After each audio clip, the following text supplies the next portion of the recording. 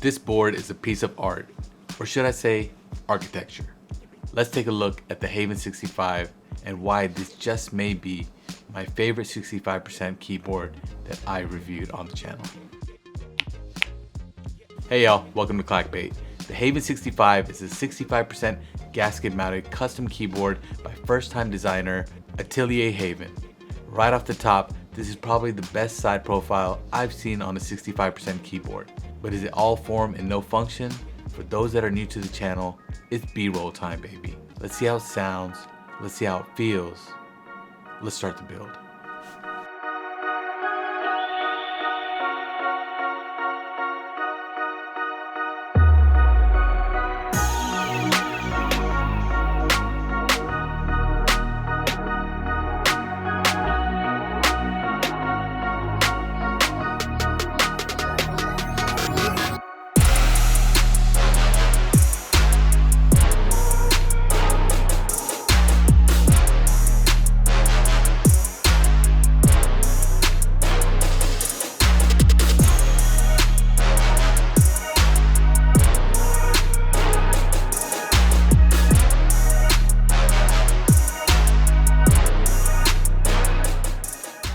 If you enjoyed that B-roll, let a homie know by hitting the subscribe button down below and drop a like on the video. It really helps the channel. Now, this board was sent to me by Keyspensary for review, but as always, all opinions are mine with no money exchange, nor do I have an affiliate link for this group buy. However, this video is sponsored by FlexiSpot. Join FlexiSpot's Tech Day sale September 7th to get up to $200 off. Don't miss out on these dates. These deals won't be back until Black Friday. The desk that I have is a FlexiSpot Pro Plus Standing Desk E7 with a white top and a black frame. I primarily use this as my B-roll filming desk or throw a laptop on it for quick notes or edits. The desk is sturdy and utilizes a dual motor which operates pretty quietly. The keypad has a couple of memory settings for quickly going from a sitting or a standing position, which is great for maintaining a good posture while working. And it also has a USB port if you need to charge up quickly. I have an exclusive link in the description if you're looking to capitalize on the Tech Day savings at FlexiSpot. The desks are already priced really well and the extra incentives will make the deal even sweeter. Now the Haven65 group buy will start September 11th and run for about a month through October 10th. This will be an unlimited group buy, so no need to stretch out that finger for refresh spamming for this one. There will be multiple regional vendors and Keyspensary will handle the US and other regions that don't have a vendor assigned to it. Now the Haven65 will be offered in two versions. The standard edition will have an aluminum weight and start at $330. The Founders Edition will have a brass weight in either PVD or clear coat starting at $430. With the complexity of the CNC on this board, I'd say that it's a fair price for what you're getting. Now they're going to have 8 different colors available at launch: burgundy, ice blue, e-white, e-yellow, gunmetal gray, lavender, black, and silver. So the unboxing experience for the Haven is really nice. The top opens up and the board ever so slightly raises up, asking to be held, caressed, and to be immediately built for its final destination. You got it, monkey type. The bottom compartment holds all the things that you'll need to get this build going. Now the base kit will include the case with pre-installed screws, a pre-installed USB-C daughter board with the JST cable, a 1.2mm hot swap PCB or a solder PCB featuring a long flex cut between row 2 and row 3 running all the way from A to enter. The hot swap PCB will also feature a Sangan layout on R5 and support a split backspace. The place that I was sent is an aluminum plate and the FR4 plate, and the aluminum plate is going to come standard with the kit. And you're going to get 3 foams for modding the board, which include a 3.5mm pour-on plate foam, a 0.5mm IXPE foam, and a 1.5mm pour-on case foam. The gaskets for the board will include a 3.5mm small gasket pads for the bottom case and a 3.5mm pour-on gasket strip for the top case. You're also going to get 6 pieces of rubber feet, which can give you a couple of extras just in case you mess up, a hex screwdriver, and some extra screws. The build process was really easy, just the bottom 8 screws to get in and out of the case. The daughter board came pre-installed, so the rest was pretty straightforward. Just take your time with the small gaskets. The adhesive came off on a few of mine while removing the backing, making them useless. So if your sticker game is weak, go extra slow with these. I did reach out to them about this and they said that they're going to use a different manufacturer for the group buy gaskets, but it will be a good idea for them to also throw in a bunch of extras just in case.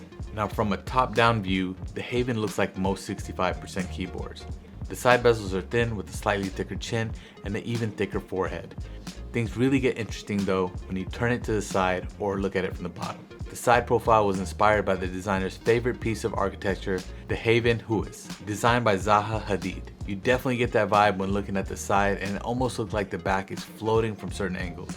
The ingenuity of the design is hard to put into words really. The back weight seamlessly integrates with the inward lines of the bottom case, and it has a simple Haven logo on it. Overall, this keyboard is mimicking art, and I absolutely love it. The typing angle is 7.5 degrees with the 18.6mm front height. Fully built, the Haven comes in at 3.6 pounds or 1.63 kg for the homies on the east. Now the gasket structure for the Haven65 utilizes small gaskets that are placed on the corners where the plate leaf spring sits, giving the majority of the leaf spring room to flex. One unique design element they implemented was to angle the gasket points down towards the center to give more room for the plate to flex, as opposed to keeping it straight like most other boards. I love seeing thought put into mounting methods, and they get a gold star sticker for that. As with most keyboards, the typing experience is very dependent on how much foam you install. First, I went with the foamless build, and man, this board bounces like crazy with no foam. Even with light typing, you can feel quite a bit of bounce. It's not something that tires you out, just feels really good to type on. One thing to note is that the plate foam is what's used to keep the PCB plate assembly aligned in the case. So without the plate foam, the PCB plate assembly does move north and south more than it should. It's not something that's going to hinder your typing experience, but it's something I did let the design studio know about. They said they're going to look into providing a solution for the group buy units for the foam haters. Now with the plate foam, there is a little less bounce since the plate foam compresses along the top and bottom for alignment, but I found this to be the best balance for typing feel. Adding the bottom case foam does stiffen the board quite a bit more, but it still feels pretty soft to type on. Just depends on how you want to run your board and how you want to use the foams. Overall, I give the typing experience really high marks. Now for the build, I did use the new honeycomb linear switches by Keep Front. These are long pull factory hand loop switches with a PC top and a nylon bottom. They're super smooth, and I found that they don't require any tuning, just plug and play, at least for me. Affiliate links and discount codes are in the description.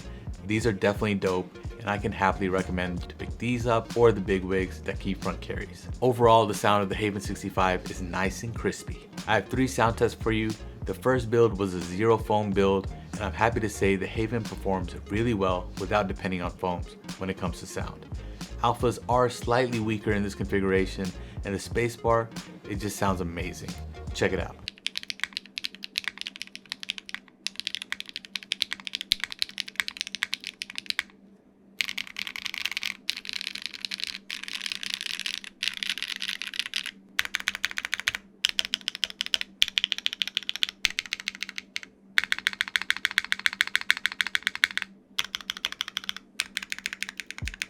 As much as I like the board foamless, for me, after trying a few configurations, I landed on using plate foam only as my go-to. Without the plate foam, I was picking up just a small bit of ping using the aluminum plate, but using a plastic plate may solve that issue. Plate foam seemed to round it off quite a bit and retained a nice sound, and even made the alpha sound a little louder.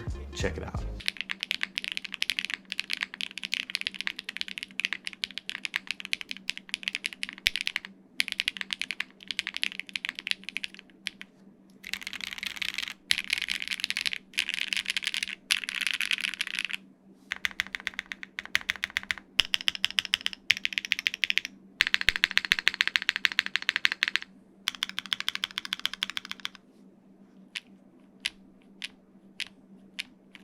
Now adding the bottom PCB case foam removed a lot of the flex and gave it that foamy sound signature. It still sounded really nice, but for me, I preferred it without the case foam for both feel and sound.